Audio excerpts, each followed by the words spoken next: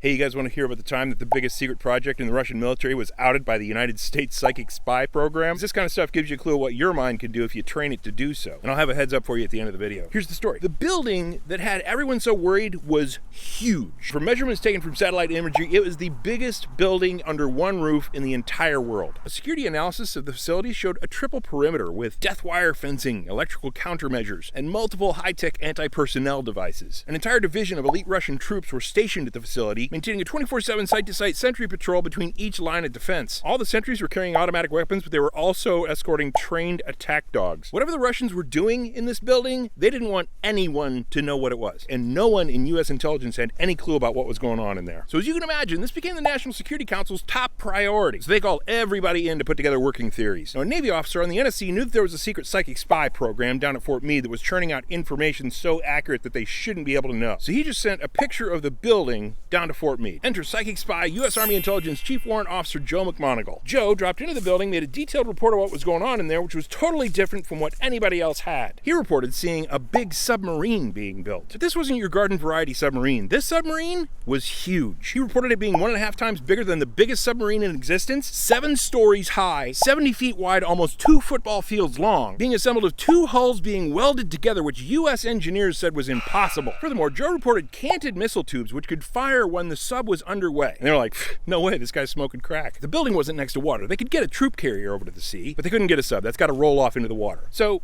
what happened? Well, Robert Gates, who was gathering all the reports together for the NSC, yeah, that Robert Gates, the future CIA director and then Secretary of Defense, rejected Joe's report out of hand. And he wrote 2 big words on the top of Joe's report, total fantasy, and then sent it back to Meade. Joe saw those words on top of his report and then wrote, yeah, well, your total fantasy launches in 112 days, and then sent it back to Robert Gates. That's fucking ballsy. I love this guy. Funny thing though, when the National Reconnaissance Office tasked a satellite to snap the pictures of that building 114 days later, what the pictures showed was a brand new nuclear submarine floating in a brand new canal built right next to the building that had launched 2 days previous because they were 2 days into loading nuclear missiles. 75 feet wide, almost 2 football fields long, was 7 stories high, made of 2 hulls welded together, which U.S. engineers said was impossible, and most interestingly, had canted launch tubes. It was a first strike weapon that would offer us absolutely no warning that we were about to lose 1,200 cities. And so Joe, the psychic spy, had nailed it. Winners go home and the prom queen.